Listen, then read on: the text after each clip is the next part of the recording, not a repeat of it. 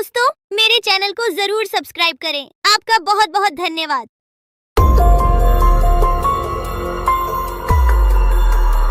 बहुत साल पहले की बात है। लक्ष्मीपुर के जंगल में एक पुरानी झील थी। वहाँ दिन में तो कोई घटना नहीं होती, पर थोड़ा सा भी अंधेरा छाते ही वह झील एक खूनी झील बन जाती। उस दौरान जो भी जानवर उस झील पर पानी पीने आ जाता, वह जिंदा वापस नहीं आता। कहाँ जाता, आज तक किसी को उसका पता नहीं चला था। यही वजह थी कि जंगल के सारे जानवरों ने, यहाँ तक कि जंगल की राजा शेर ने भी उस झील को खूनी झील घोषित कर दिया था। अब पूरे जंगल में कोई भी शाम को उस झील की तरफ जाने की हिम्मत नहीं करता था।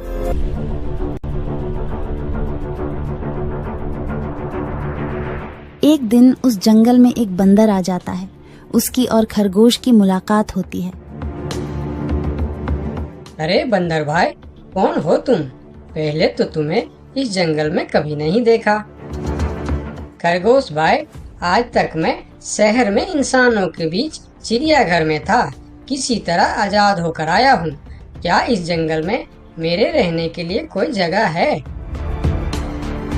हाँ बंदर भाई, ये हम जैसे जानवरों का घर है, इंसानों का चिड़ियाघर नहीं। आओ, मैं तुम्हें पूरी जंगल की सैर करवाता हूँ, सारी जगह के बारे में बताता हूँ। जो जगह पसंद आए वहीं टिक जाना। और खरगोश बंदर को पूरा जंगल घुमाता है। हाथी, जिराफ जैसे कई जानवरों के रहने की जगह ही नहीं, वहाँ के राजा शेर की भी गुफा दिखाता है, पर उस खूनी झील के बारे में ना बताता है और ना उसे वह दिखाने ले जाता है। बंदर वहीं बरगद के एक बड़े से पेड़ को अपने रहने के लिए पसंद कर लेता है। वहां रहते हुए अभी उसे 2 दिन ही गुजरते हैं कि तीसरे दिन शाम को घूमता हुआ वह उसी खूनी झील के पास पहुंच जाता है। अरे वाह, कितने सुंदर झील है। जी तो करता है ठंडे ठंडे पानी में कूद कर नहा लूं, लेकिन सर्दी होने का डर है।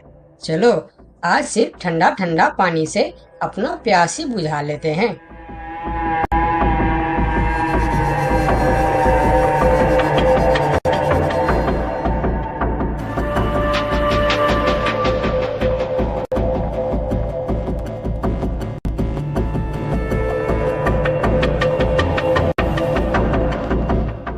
अरे बंदर भाई, तुम इतने डरे हुए क्यों हो? कहाँ से आ रहे हो? झील में पानी पीने गया था और जिंदा वापस आ गए। क्या मतलब? तुम्हें पता नहीं? वह इस जंगल की खूनी झील है। शाम होने पर कोई भी वहां जाता है तो जिंदा वापस नहीं आता। उसकी लाश का भी पता नहीं चलता कि वह कहाँ गायब हो जाती है। इसीलिए शाम होते ही कोई भी उस खूनी झील की तरफ नहीं जाता। ये हमारे राजा का आदेश भी है। कमाल है, मुझे तो पता ही नहीं। कैसे पता नहीं? तुम्हें वह खरगोश भाई ने बताया नहीं?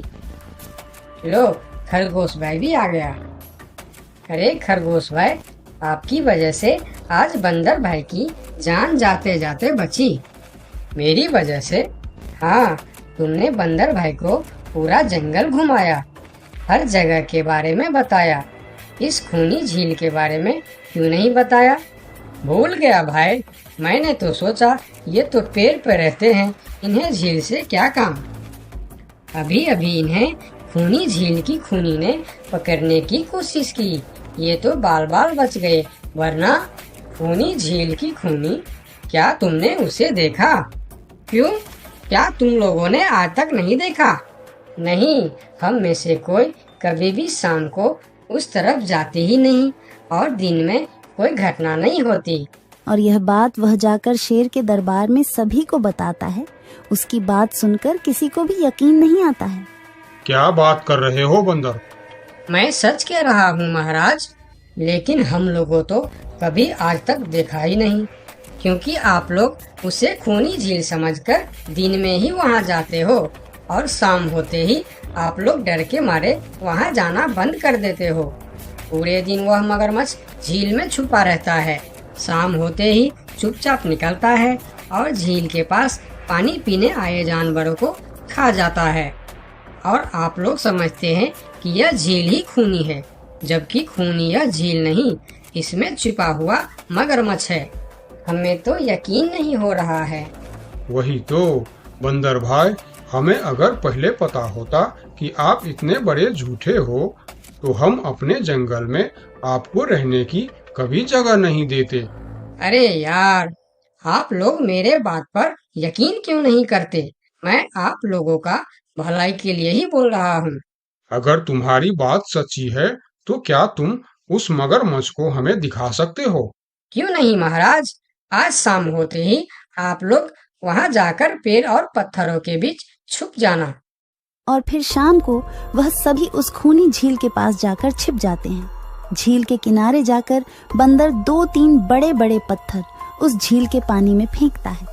पत्थर के गिरने की छपाक छपाक की आवाज सुनकर मगरमच्छ पानी के अंदर चलता हुआ शिकार करने वहां आता है। मगर वहां पेड़ के पीछे छिपे दिखाई देते हाथी को देखकर वह सावधान हो जाता है और सोचता है, अच्छा, तो यह लोग मुझे छुपकर देखने आए हैं। अब मैं क्या करूं? हाँ, ये लोग तो बेवकूफ है। इन्हें फिर से बेवकूफ बनाते हैं। मैं फिर से पत्थर बन जाता हूँ। देखा, हमने कहा था ना, झील में एक बड़ा सा पत्थर है। हाँ, देखो, यही पत्थर तो हमें हमेशा रात में दिखाई देता है।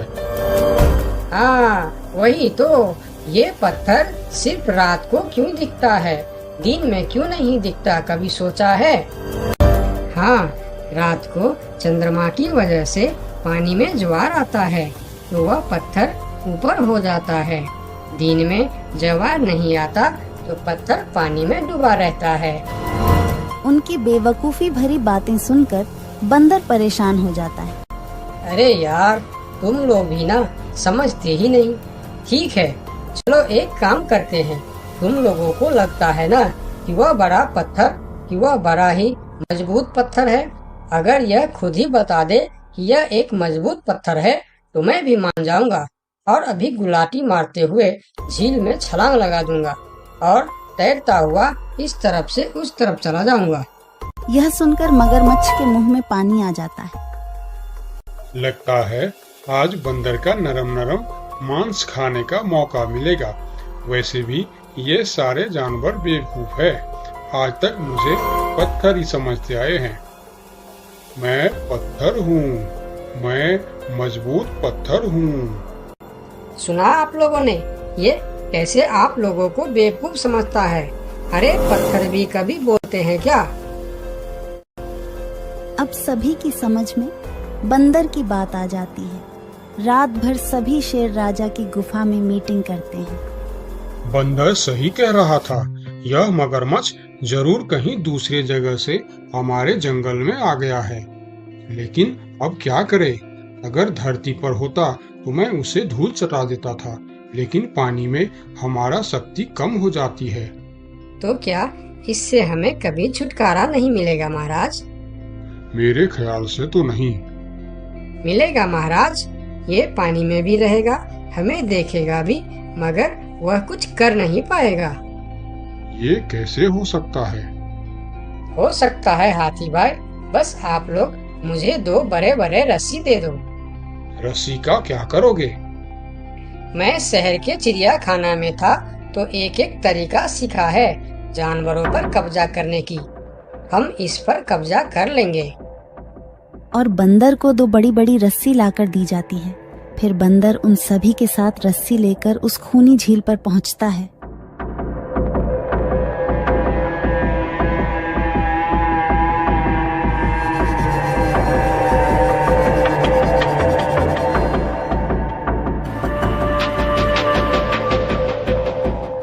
कल तक तो यह बंदर मुझे देखकर भागता था और आज पानी पीने आया है।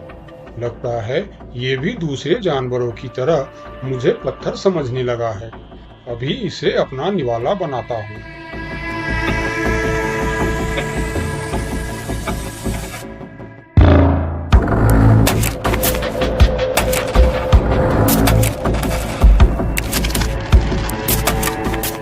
अरे, ये तो भाग भी नहीं पा रहा है। अब यह जितना ज्यादा फरफराएगा उतना यह फंदा कसता जाएगा और चुपचाप रहेगा तो फंदा ढीला रहेगा। जैसे यह फिर हिलेगा फिर फंदा कसता जाएगा। अब ना यह इससे छूट सकता है और ना पानी में जा सकता है। अरे वाह, फिर तो यह हमारा कुछ भी नहीं बिगाड़ सकता। अब हम सारे जानवर इस झील में कभी भी पानी पी सकते हैं, कभी भी नहा सकते हैं। अब यह हमारा कुछ भी नहीं बिगाड़ पाएगा। अरे वाह बंदर भाई, मान गए। आपने तो हमारी समस्या ही खत्म कर दी, वरना रात भर हमें प्यास ही रहना पड़ता था कि हमें झील में पानी पीने गया और झील ने हमें खा लिया। तो आज हमें एक बात समझ में आई है कि किसी भी अफवाह के चक्कर में हमें अपनी जगह छोड़कर नहीं जाना चाहिए, बल्कि उस अफवाह का समाधान क्या है वह खोजना चाहिए, क्योंकि कोई भी जगह खूनी नहीं होती, उस जगह पर रहने वाला खूनी होता है।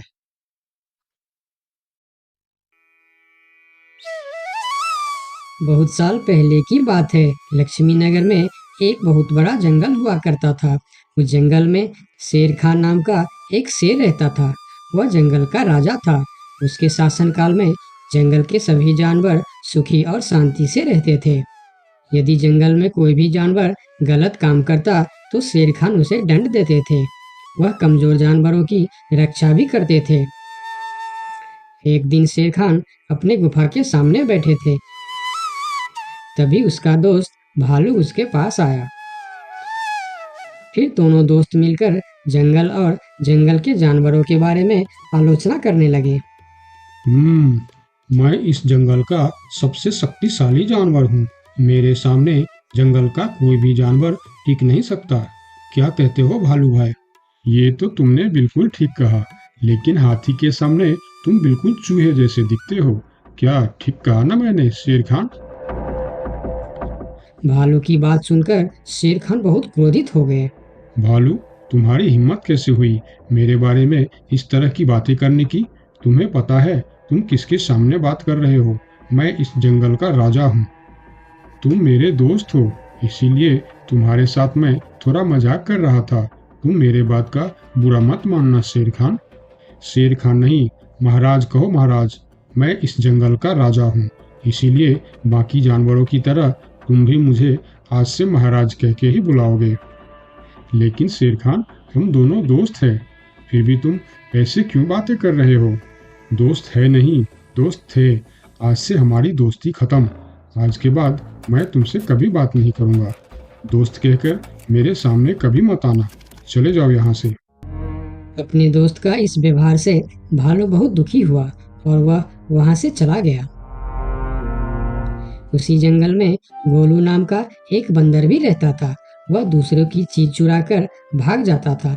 एक दिन गोलू की चोरी करते समय शेर खान के एक सिपाही के द्वारा पकड़ा जाता है और उसे शेर खान के सामने विचार के लिए लाया जाता है। गोलू को देखकर शेर खान कहते हैं, गोलू, तुम्हारी चोरी की किस्से जंगल के दूर दूर तक मशहूर है। तुम जानवरों के घर में ही नहीं, बल्कि मेरे दरबार में भी बहुत चीज चोरी की है। इसीलिए मैं तुम्हें पहाड़ से गिराकर मारने की सजा घोषित करता हूँ। आज से ठीक 2 महीना बाद तुम्हें पहाड़ से गिराकर मार दिया जाएगा। अपनी मौत की सजा सुनकर गोलू बहुत रोने लगा और बोला, महाराज, मैं अब कभी चोरी नहीं करूँगा। मुझे माफ कर दीजिए महाराज। मेरे घर में छोटे छोटे बच्चे हैं, मुझे छोड़ दीजिए महाराज। लेकिन शेर खान ने उसकी फरियाद नहीं सुना। तब एक सैनिक उसे ले जाकर जेल में बंद कर देता है।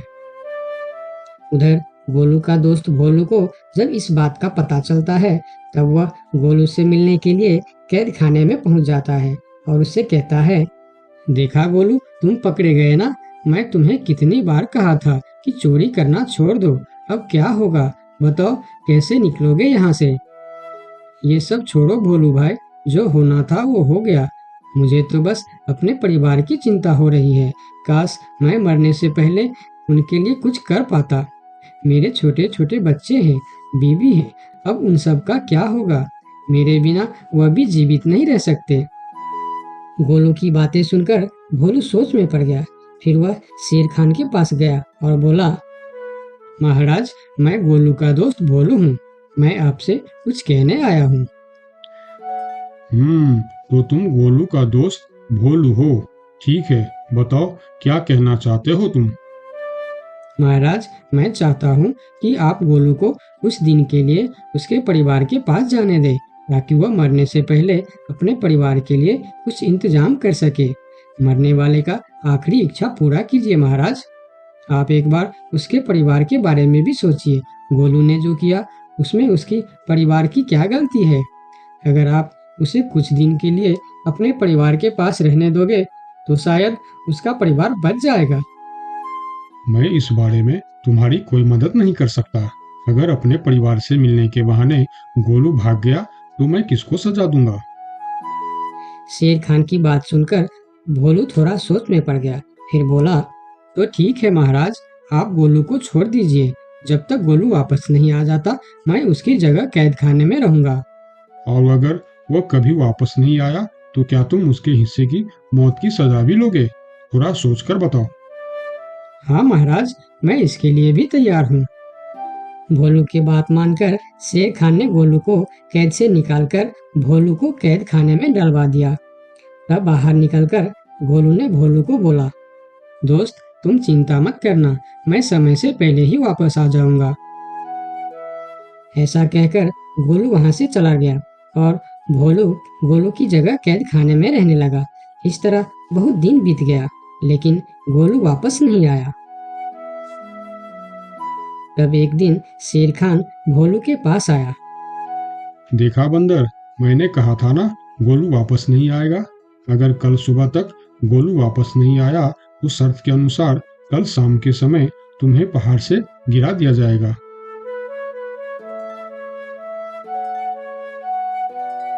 अगले दिन भी जब गोलू वापस नहीं आया तब शेर खान और उनके सैनिक भोलू को लेकर पहाड़ के किनारे पर गए। फिर भोलू को खाई के किनारे खड़ा करके शेर खान ने कहा, देखा ना मूर्ख बंदर, तुम्हारे दोस्त तुमको धोखा देकर चला गया। अब तुम मरने के लिए तैयार हो जाओ।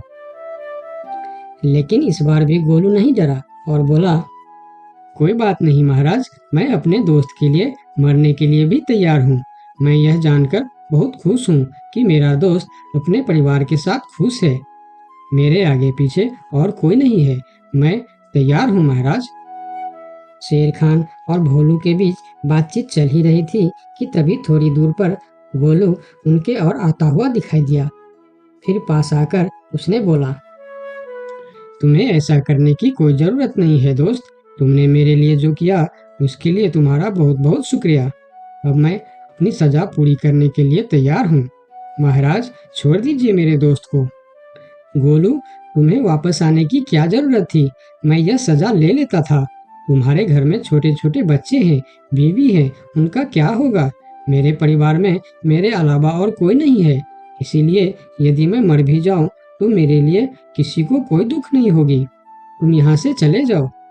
नहीं दोस्त, गलती मैंने की है, इसीलिए सजा भी मुझे ही मिलनी चाहिए।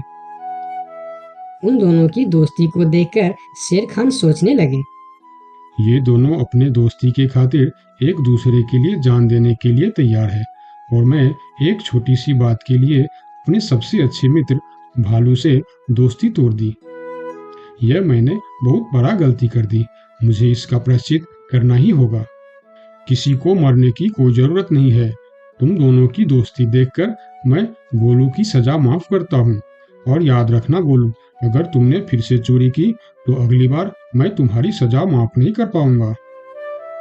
नहीं नहीं महाराज, आज के बाद मैं फिर कभी ऐसा गलती नहीं करूंगा।